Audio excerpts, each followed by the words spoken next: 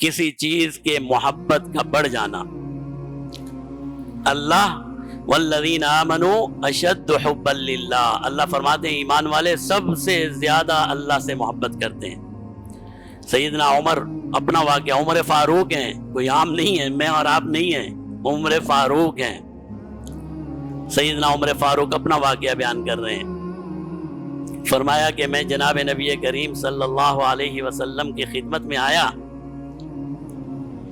اور میں نے عرض کی کہ یا رسول اللہ، آپ مجھے سب سے زیادہ محبوب ہیں میرے والدین سے، میری اولاد سے، سب سے زیادہ محبوب آپ ہیں. یہاں پر بریک لگا دی. جناب نبی کریم صلی اللہ علیہ وسلم نے فرمایا اے عمر، کیا تیری جان سے بھی زیادہ تجھے محبوب ہوں کہ نہیں؟ اب انہیں اپنی غفلت کا اندازہ ہوا اور فرمایا نہیں یا رسول اللہ، آپ والدین سے، آپ سب سے، جان و مال سے، حتیٰ کہ میری جان سے بھی مجھے افضل ہیں. فرمایا آج تیرا ایمان کامل ہوا. آج ہمارے دل میں محبت ہے. یہی وجہ ہے کہ جب کوئی ایسی غلاظت کا کام ہوتا ہے، پیارے محبوب کی توہین ہوتی ہے، تو ہمیں افسوس ہوتا ہے. لیکن بعض محبتیں ہم نے اس محبت سے بڑھا لی ہیں، اور وہ محبت ہے دنیا کی محبت. آج ہمیں یہ فکر ہوتی ہے کہ اگر میں سنت پر عمل کروں گا تو میرے گھر والے کیا کہیں گے، میرے بیوی بچے کیا کہیں گے. بہت سے نوجوان ایسے ہیں داڑھی رکھنا چاہتے ہیں، اپنی بیوی کی وجہ سے داڑھی نہیں رکھ سکتے. یہ اپنی بیوی کی وجہ سے، بھیا مولوی صاحب بیوی کہتی ہے داڑھی میں اچھے نہیں لگو گے. وہ بھی مومنہ ہے، وہ بھی مسلمان ہے. کبھی اس کو یہ پلٹ کے نہیں کہا کہ نبی داڑھی میں اچھے لگتے ہیں اور میں داڑھی میں اچھا نہیں لگوں گا. کبھی آپ نے کہا یہ جواب دیا؟ نہیں دیا. سلوار ٹخنوں سے نیچے رکھیں گے. کیوں بھائی؟ مولوی صاحب اسٹیٹس کا، سوسائٹی کا خیال کرنا پڑتا ہے. یہ سلوار اوپر کر لوں گا، لوگ، ہماری سوسائٹی ایسی ہے، جتنی بڑی سلوار ہوگی اتنی زیادہ ہے. اب سلوار میں عزت آ گئی ہے ماشاءاللہ. جس کی عزت سلوار میں ہو اس کی کیا عزت ہوگی؟ جو عزت کا معیار کس کو بنا رہا ہے؟ سلوار لمبی ہونی چاہیے. کیا ہے یہ؟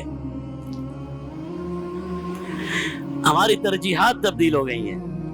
ہم نے دین کو اپنی زندگی کا وہ حصہ نہیں دیا جو ہمیں دینا چاہیے، اور وہ یہ ہے کہ دین سب سے سپریم ہے، سب سے بڑھ کر ہے. سب سے بڑھ کر اگر کوئی چیز ہے تو اللہ اور اس کے رسول صلی اللہ علیہ وسلم کے اقوال اور افعال، جو پیارے محبوب کی سنتیں کہلاتی ہیں. لوگوں نے تو کہاں کہاں ان سنتوں پہ عمل کیا ہے. یاد ہے نا سیدنا ابو عبیدہ بن جراح کا واقعہ. کھانا کھا رہے تھے، 7 رؤساء دوسرے مذاہب کے کہہ لیں لوگ بھی تھے. لقمہ گر گیا، اس کو اٹھانے لگے. 7 والے نے کہا کیا کر رہے ہو؟ ان لوگوں میں یہ بات معیوب ہے، وہ کیا کہیں گے کہ یہ کیسا مسلمان ہے، نیچے سے اٹھا کے کھا رہا ہے. فرمایا کیا ان احمقوں کے لیے، ان پاگلوں کے لیے میں پیارے محبوب کی سنت چھوڑ دوں؟ بھئی یہ تو پاگل ہیں، یہ لوگ جو یہ کہتے ہیں کہ سنت پر عمل نہ کر. ایک مسلمان کے لیے سب سے بڑی ترجیح یہ ہونی چاہیے. آج کا ایک نوجوان میرا ایسا ہے، اتنے بڑے بال ہیں، پونی لگائی ہوئی ہے، کسی کے چلنے کا انداز دیکھو. ہم خود بھی ایسے تھے، آپ بھی ایسے ہی ہوں گے، اور نوجوانوں کو کیا کہیں.